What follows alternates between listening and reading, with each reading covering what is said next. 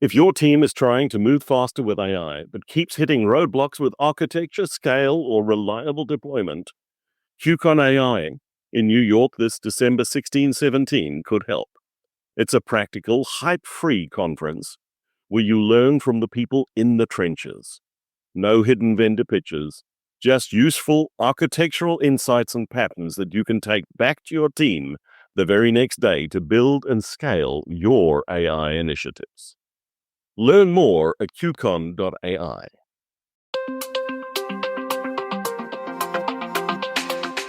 Good day, folks. This is Shane Hastie for the InfoQ Engineering Culture Podcast. Today, I'm sitting down with Luv Kapur. Luv, welcome. Thanks very much for taking the time to talk to us today. Thank you for having me on the show, Shane. Good to be here. My normal starting point with these conversations is, who's Luv? Awesome. So Luv right now is a staff engineering lead working for a startup called Bit, where we build a composable platform. I lead both their open source and enterprise solutions, where we build the open source solution to help build composable toolkits and the enterprise solutions for enterprises and organizations to adopt composability. Before joining Bit as a staff engineering lead, I was a platform portfolio manager for all the platform teams for a large pension fund, where I overseed and managed a set of teams that would build internal tooling to support product teams that delivered custom software for portfolio managers, investment managers, analysts, and where we build software that manage up to $100 billion in transactions every year. Cool. So, staff engineering lead. Why the path to staff engineer? It's because I love software. I love writing code. My first love has always been code. That's how I got into it. I remember I was 9 when I got introduced to Logo. It's a very old programming tool where you had a little triangle mouse and you would write little commands to get it moved from one place to the other. And absolutely fell in love, with the idea that this is something where I can be creative. Programming, I feel, is one of those fields in which is, even though it's technical and it's your opportunity to be creative. So that's how I got into it. I'm a programmer first, but I loved building software at scale. In my previous job, I was a portfolio product manager, where my role was technical, but not hands-on coding. I enjoyed it. I helped scale teams. I started off with a small team of 4 to 5 people that was building a platform that supported hundreds of developers. Before I left, that team grew to almost 40 developers with 3 internal teams as well. As much as I enjoyed, not a lot of writing code itself and being a little bit away from it, I wanted to get back to it. And this is where I decided, it's almost like a fork in my career path. I can get into this, non-technical engineering manager role, help build teams, or go back to what got me into this field itself, the love for programming. And that's why I moved, becoming a staff engineering lead, where I'm more hands-on. I absolutely enjoy it. So, nurturing talent and people. In that staff engineering stance, my perception is that that's done much more through mentoring than managing. One, am I correct? And what does that look like? Absolutely. It's more about mentoring in the staff engineering role, where you're just aiding people who are extremely good already in their technical talent, just to understand how to pave this career itself. A lot of times my role is honestly just listening. I feel like one of the skills I've developed is to be a great listener. You just need to listen to people a lot and listen to them clearly, understand where they're coming from, where their needs are in their career, especially from the technical side of things. It gets a lot more easier to guide them if you are at the similar technical level as them, where you can sit down with them and understand where they're coming from specifically. And at the end, when you are mentoring someone, you're understanding what success looks for them, what at the end their goals are, what success is, and whatever I can do is to reduce the amount of blockers for them to reach that success they aim individually in their personal careers. And how do we take these highly skilled individuals and form them into effective teams?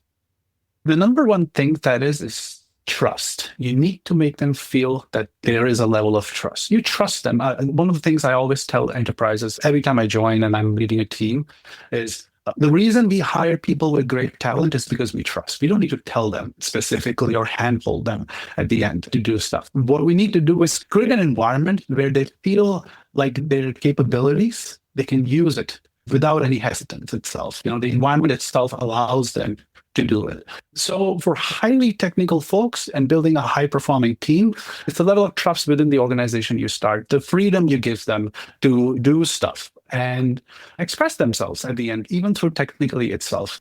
What I do is when I lead our team meetings and stand-ups a lot of times for a lot of these folks, most of them are senior devs and architects in their team, let them take charge, take a step back completely and listen to them, make sure that the environment, the team, the structure is there for them to grow itself without having to do any sort of hand-holding for them at all. That trust equation has been damaged in our industry lately. If we look at the massive layoffs and all the disruptions that's going on and has been happening. So how do you rebuild trust perhaps after a reorg or when it's going on around you? How do you create that environment of trust? I feel a lot of times trust gets eroded within an organization is because of lack of clarity. As soon as there is lack of clarity on what's happening around me, where's direction the organization is going, what directions the team is going towards, what are we building, why are we building, why did we pivot, why did we reorg? If decisions come a lot of top down without a sense of clarity, it will erode the trust within because it becomes unpredictable. When the environment gets unpredictable, the people within that environment will start questioning a lot of things. In any organizations, it's a nature of working in enterprises. Hard decisions have to be made. You need to adapt yourself according to how external environment changes, industry changes, and moves. What's very, very important throughout this process is to ensure there's complete clarity and transparency. Teams individuals understand why certain decisions were made. They understand why certain decisions were made because of what influences around them. And they also understand going forward what it changes in the path for the organization, for the department itself, and for the team itself, and how it affects their individual and personal growth within that. So when we have clarity, a lot of times, it gets a lot easier to communicate these hard decisions and make sure there's less uncertainty around. And the less uncertainty you have, people feel more comfortable in their environment. One of the things I know that you're interested in and have been talking about is composability, but not in software, in teams. What do you mean by that?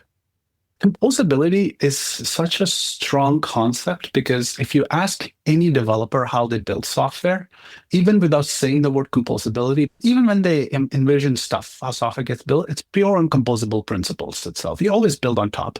Imagine a scenario where you have to build software and every time you write something from scratch, there's hard-coded dependencies within everything. And it feels like everything is so tangled.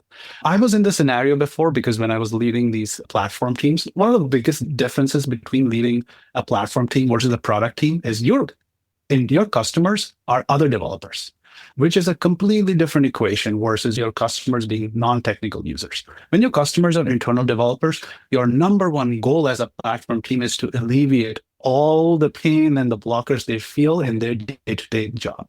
And the fundamentals of this starts from understanding what you will build or the service you provide as a platform will be used to build on top of it, which is the fundamental of composability itself. This is where my love for composability started because I had to lead a team that built internal tools that other teams were using to build on top of it. And this is when I realized it's such a powerful concept when applied at an organization level, because in the world where talent is very, very scarce and things are changing very fast, especially when you look at the introduction of large language models, AI, there's a huge shift happening. We are living through very interesting times, which if I would say was equivalent to when internet dropped, early 2000s, similar to that. What sets organization apart is not just talent anymore, it's the ability to shift within their changing needs. That means, can an organization move their headcount fluidly between the teams itself? This is one of the biggest bottlenecks I have seen organizations have. When outside demand changes, they have to internally make sure the teams get restructured. And they realize their headcount is very rigid. And then they ask themselves, why is my headcount so rigid? Why can't I move X amount of people to team B and C and change how I work? is the reason is because the organization is so tightly coupled. It's not built on composable principles itself. Teams have no clarity, no visibility on what's getting built, how to use it, how to build on top of it. And this is where I take some of my learnings working in the finance industry and investment industry, where liquidity management for a portfolio was a very, very strong tool I noticed when I built these tools for portfolio managers, where the fact they were able to just leverage and move money across portfolio and liquidity, it gave them a lot of freedom.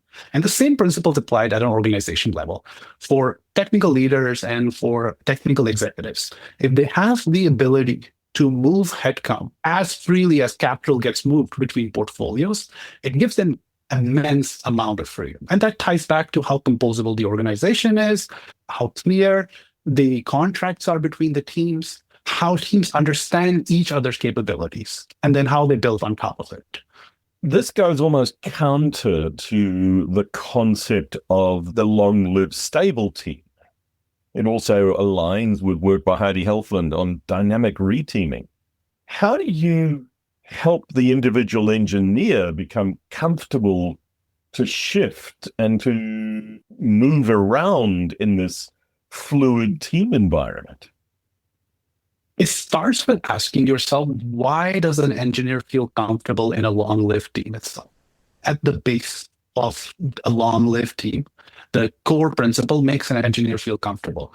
It's the idea of that I understand what I'm serving, what I'm building, what my tool set looks like, what my technical capabilities are within the team itself. The reason a lot of times engineers don't feel comfortable, especially with moving from one team to the other, is again the lack of uncertainty, a lack of visibility, understanding. We have a specific way of building and doing things. We have clarity on how we do it and what we do it. When I move to team B, is it going to be completely foreign to me? But envision a world, an organization where engineers have complete visibility on how other teams operate. There are clear set of principles that are being used, that are set up front. When teams are built or structured, the first thing is to define an API for the team, is what I say. Build API first teams. An API for not what the team is what capabilities it offers. Think about your organization in terms of capabilities. Think about your teams as serving those capabilities itself. Be transparent on what the API of the capability is. And so it's completely discoverable within the organization of what it can do, how it can do it, and how to interact with it. Once you have these fundamental principles defined and clear at the organization level, someone extremely technical working on team A, if he has all of these visibilities, they feel a lot more comfortable moving to team B. For them, it feels like the entire organization is a long-lived team itself. It's just where they're contributing to the capability itself changes based on the needs of the organization. So what does this capability API for a team actually look like? How does that come into being in practice? The capability first for a team, it starts with a team understanding who they service and how they service, who are their customers, and what they build to service the customers. And whatever they're building to service the customers, as to how do you interact with it at the end? Is it a service? Is it a toolkit? Is it a product at the end? Is it an application you're deploying? Are you providing automations for other teams to build on top of it? The capabilities could be anything, but the idea is to have clarity on what it is, how it links to the business initiative, how to operate with it, and how to contribute back to it. One of the health checks I ask teams to do when they're trying to adopt this composable first architecture is, if you pick a team and let's say you will have a dependency on them, how easy for you it is to introduce a change. This starts with understanding that you need to stop looking at teams as a hierarchical model and more as a dependency graph. In a composable world, everything is a dependency graph. You either have some dependencies or you're dependent on someone. If once you have clear visibility into your dependency graph at an organization level, and for a capability API first team that looks like what they service, what they build, how they build it, how to interact with it clearly, and how to contribute back to the service itself, you have clarity now completely. And now the team itself starts looking as a node in that long dependency graph of the organization. And what about the individual? How do I communicate how I fit in, how I want to fit in? Or how do I make visible what I bring to the team? From an individual perspective, how I bring to the team starts back by understanding what part they play in the team itself. And we can take an example where, let's say you have a design system team. And design system team composes of different individuals. You have a front-end architect, you have a senior designer, you will have a visual designer, and you will have all of them working together to build a cohesive design system that sets the design language for the entire organization. At an individual level, you know what capability you provide to build a design language for your enterprise or for your team. The designer knows their goal is to make sure they're building aesthetic designs that are reflecting the brand principles of the organization itself. The architect knows that the implementation of the design principles are being done and built in a way that they're easily consumable and extendable. That's how the individual perspective ties into the team capability itself. The team has clear capability on what it provides, what service it provides, what its customers are, and how they consume it. The individual knows what role they play within the team to make sure that capability is serviced individually. A lot of times, what helps, and we introduced in one of my previous roles when I built these highly dynamic teams, what helped was the concept of home and away teams. Similar to how in sports there's home and away teams itself, where we individually split our team into a home team and away team, and then we rotated within themselves, where the home devs or home team members can be away team members and vice versa. And the idea was for a sprint, specifically in a month, I would say in any cadence you can decide based on how you operate, is the away team will actually join one of your teams that are dependent on you. They will join it, they'll attend their stand-ups, they'll listen to their product needs, they'll work with them on what they're building. They're specifically what work with them is what they're building that actually consumes what you built at the end. And when this away team joins the team, not only they're aiding the other team to deliver faster, because if they just join and listen, you're wasting headcount. You're not contributing back at the end. So they were actually helping deliver faster for the team they joined itself.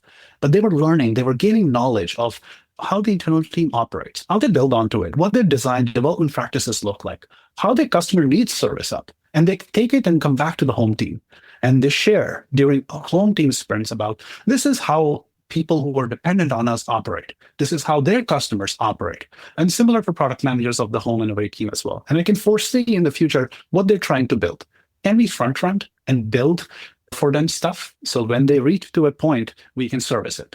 This is where the collaboration becomes very seamless. It's completely visible on both the teams on what they build, what they operate, how they contribute to each other, how they learn from what their contribution is and come back and rebuild this foundational, whether these are services or components that will service back to these teams again.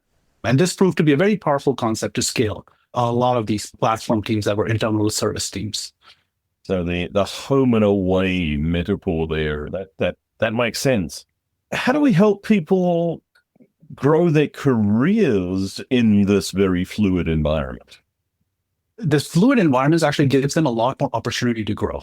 Because a lot of times when people feel that they're not growing is because either they are holding to a specific role, doing the same thing over and again. A lot of times, a lot of devs or a lot of team members that reach out to me when I mentor, they feel that they're not growing. A lot of times the complaints are very similar, where I'm flexing the same muscle again and again. I feel like I've done it so many times that it's not helping me grow the other skills I have.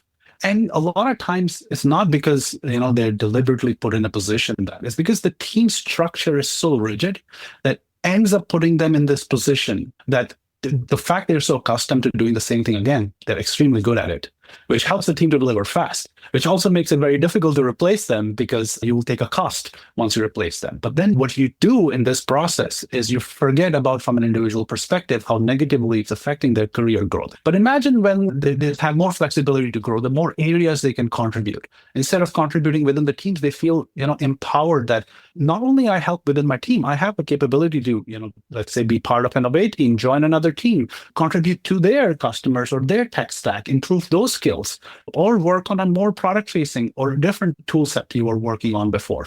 The expansion of possibilities of the contribution for an individual is the biggest motivator that helps them to grow at the end, which makes them feel that they have different areas they can flex, they can grow their muscles in, and they can get better at their technical chops.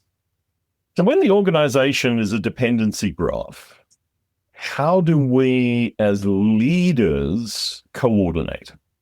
When the organization is a dependency graph, from the leader's perspective, They're no longer managing individuals. They're no longer managing at the end. What their vision changes, and this is the biggest perceptive change happen, is to look through a capability lens. What they have is a portfolio of capabilities they're looking at, and their portfolio of capabilities tie into the business initiatives back. They look at leverage within the capability itself to see how I can manage where the headcount needs to shift, how I can manage where I need to put more focus on in terms of capabilities, how the external market shifts are making me make these decisions again. They stop viewing organization as these rigid structures or team structures or surfacing with the clients. Those just become implementation details, right? This is what I call an implementation detail of the organization itself. And their focus completely shifts on the capability. They start, instead of managing tasks and managing epics, the perspective changes a little bit at that point. What they start looking at it as, in the long-term vision we have for the organization to reach the goal, what does the current capabilities we have and what's the gap? This also bridges a lot of times organizations I've seen lack at is a lot of time big organizations have to make this build versus buy decision in software. And specifically, it comes at an org level where, executives or team leads, especially for large purchases. A lot of times the inclination is to buy software for larger organizations. And the reason a lot of times they buy software is because they have this lack of ability to understand what their current capability is and what the gap is. And what gaps needs to be filled to purchase software to, bridge it and provide the capability. And this is why it ties back to the whole dependency graph. You view your organization as a dependency graph of capabilities. You understand how the capability align with your long-term vision itself. You understand where you stand within that. You understand where the gaps are, looking at what your 1 year, 3 year, 5 year strategic goals are. And then you align and restructure and headcount yourself to make sure you are on the right path to achieve. What's the important question I haven't asked you about this way of working, or wider? The most important question is, can you move from your current team structure to a composable team structure in like a month or two? How quickly the cadence looks like, how strong the shakeup looks like for an organization. Because it's very easy for me to sit here and talk about how good the composable organization is. In reality, in practical terms, you have thousands of people working. You have hundreds of teams working. And for an executive who wants to adopt it, how does this adoption look like? They can just go and do a whole shakeup and ask multiple teams to reorg themselves. That is the hard question, is how do I adopt composability at an organization level when I've never ever talked about it before? You always have to start small. And this is the best part of composability is you can start with one team and start with the team that the other teams are highly dependent on. You pick your leaf node within your organization dependency graph, and you build your way on from it. You don't need to do a big bang change. You're not looking at a restructuring of an org with tens and tens of teams at once to achieve this composable organization structure. You can slowly build on top of it. You go to your leaf node on your dependency graph. You understand what the dependents are. You restructure the way they did work with their dependence itself. And then you traverse your way up this graph. And then you start with their dependence. And then you ask them. And then you explore and you start going slowly changing these teams. And the fact that you have already rebuilt the structure from the leaf to up, it gets easier as you grow and as you adopt at an organization level. Luv, a lot of really interesting ideas and some great advice, and I'm sure some challenging thoughts in there. If people want to continue the conversation, where would they find you? The best way to reach out to me is on LinkedIn. So you can reach out to me as Luv Kapur on LinkedIn. I'm available. Thank you so much for taking the time to talk to us today. Thank you so much for having me.